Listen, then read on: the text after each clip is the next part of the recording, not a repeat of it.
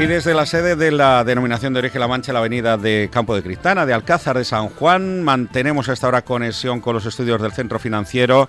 Toca abogado, como último jueves de cada mes, nuestros vecinos de Cobo Serrano. Y hoy el experto laboralista Ángel Muñoz Rodríguez, que ha venido a hablarnos sobre las obligaciones laborales con las que deben de cumplir las empresas en torno a la realización del calendario laboral. Abogado, ¿qué tal? Muy buenos días, saludos en la distancia. Buenos días, Marcos, buenos días. Como todos los invitados que no vienen hasta nuestro set de la ADO, le digo que se pierde aquí un buen minuto, es lo único que va a echar en falta hoy. Desde luego que sí, será la última vez. El año que viene, por supuesto, que estaré allí con vosotros. Estupendo, pues vamos a hablar porque a finales de año, una de las obligaciones laborales con las que debe cumplir la empresa es la necesidad de realizar el calendario laboral. Y le quiero preguntar, don Ángel, ¿en qué consiste, cuáles son las obligaciones que al respecto debe cumplir la empresa? En relación al calendario laboral, lo que establece el Estatuto de los Trabajadores es que la empresa debe elaborar anualmente un calendario laboral, que debe exponerlo en un lugar visible en el centro de trabajo, y que este documento puede contener horario, jornada anual, distribución de días laborables, festivos y sobre todo la jornada máxima legal o pactada. El Estatuto lo establece, lo regula de una forma muy genérica, puesto que el calendario laboral suele estar regulado en cada uno de los convenios colectivos de aplicación. Debemos de acudir al convenio colectivo para conocer cuáles son los requisitos y las condiciones específicas de cada calendario laboral. Por ejemplo, el plazo. Hay unos convenios que establecen que se tiene que hacer con suficiente antelación al inicio del año natural, otros dicen que tiene que ser antes del 20 de diciembre, otros dicen que en el primer bimestre del año.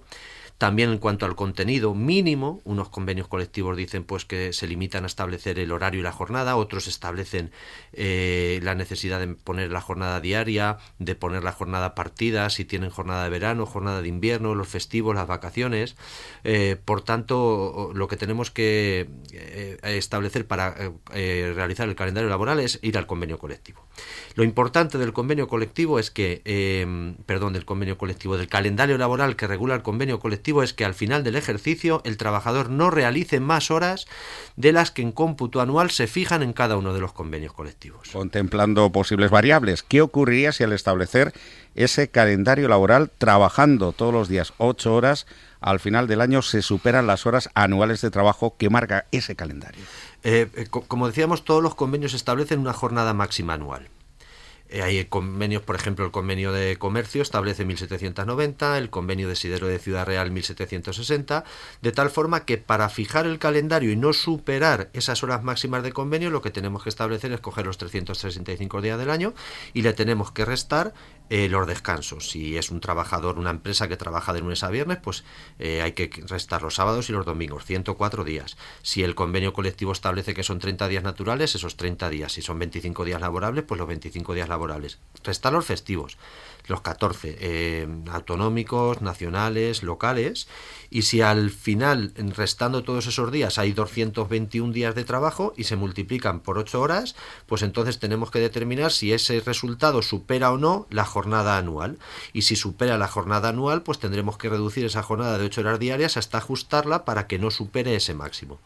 Si bien en todo caso es importante destacar que hay que esperar al final del ejercicio para determinar si hay un exceso o no de jornada, porque hay mucho conflicto a la hora de establecer los calendarios laborales con determinados sindicatos, porque la realidad es que puede haber un festivo que caiga en sábado y ese sábado coincide con un descanso y por tanto, dependiendo de un año u otro, pues sí que puede haber una diferencia de jornada. Pero si, por ejemplo, en un calendario laboral de inicio establece un exceso de jornada de 8 horas porque ese día de trabajo caiga en sábado, ese festivo, pues habrá que esperar a final de año porque puede haber determinadas condiciones individuales de cada trabajador que al final haga que no se haya superado esa jornada. ¿Por qué? Porque si al final hay un permiso no retribuido o un asunto propio que necesita el trabajador y una empresa se lo concede, en todo caso hay que esperar a final de año para ver si hay ese exceso de jornada. Por tanto, hemos de concluir que sí es posible establecer un calendario laboral anual con un exceso de jornada que es proporcional. No podemos pactar un calendario con 200 horas de exceso, pero con 8 horas o incluso algo más, a esperar a su ajuste final sería perfectamente ajustado a derecho. ¿Debe la empresa registrar diariamente las horas trabajadas para determinar si se sobrepasa ese límite anual fijado por el convenio? Sí, eso es importantísimo. Es una obligación impuesta por el Estatuto y además es que es una de las cuestiones que más persigue la Inspección de Trabajo. Por tanto, hoy por hoy, que una empresa no tenga actualizado el registro horario es un riesgo inasumible, no tiene ningún sentido.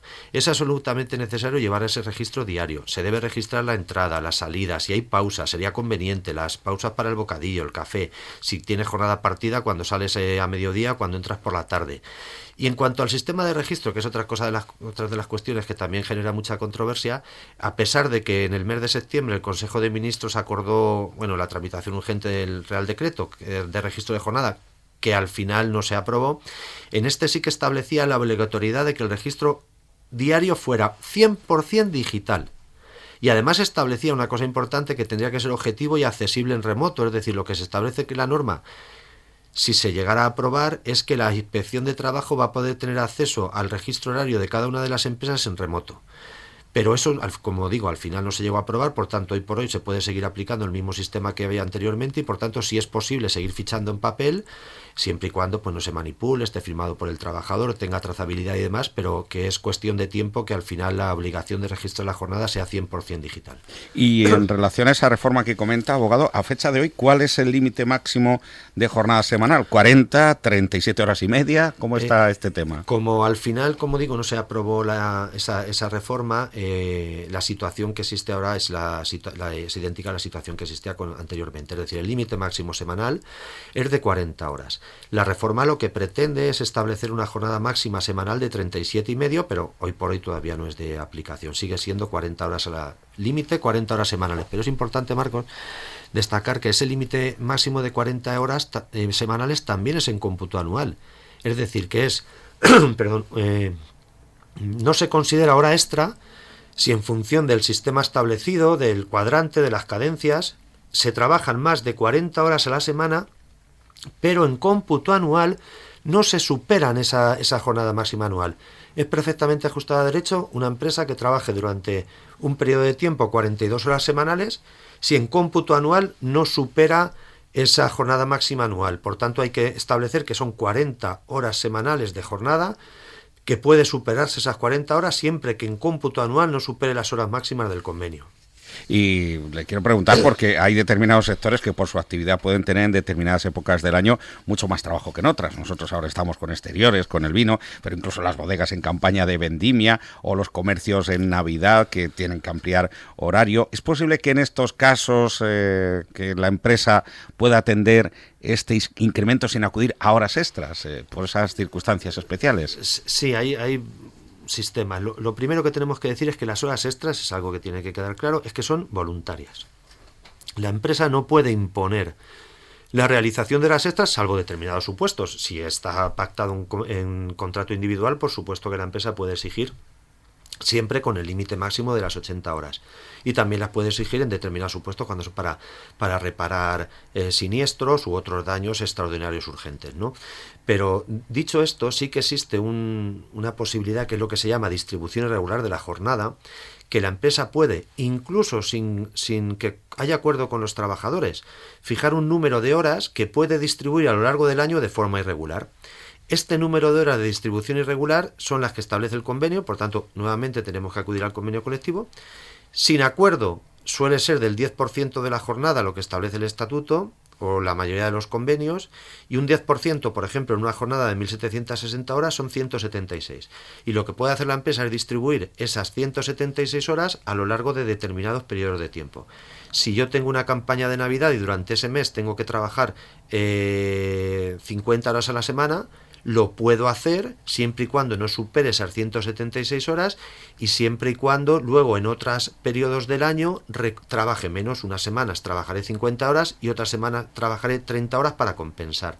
Y siempre que se cumplan los requisitos mínimos, hay que preavisar con un periodo mínimo, hay que ver si hay algún límite entre máximo de jornada, porque hay convenios que dicen que no se podrá trabajar más de 9 horas, hay otros que dicen que no se podrá trabajar más de 10, pero siempre que se cumplan esos requisitos se puede utilizar esta distribución irregular de jornada para poder atender esas puntas de producción sin necesidad de recurrir a las horas extras, con el coste que eso supone para la empresa y sobre todo teniendo en cuenta que hay otros periodos del año donde la actividad es menor y se puede compensar con ese exceso para otras épocas del año. Se pueden compensar, por tanto, horas extras, no solamente cobrando, se pueden compensar con descanso, abogado.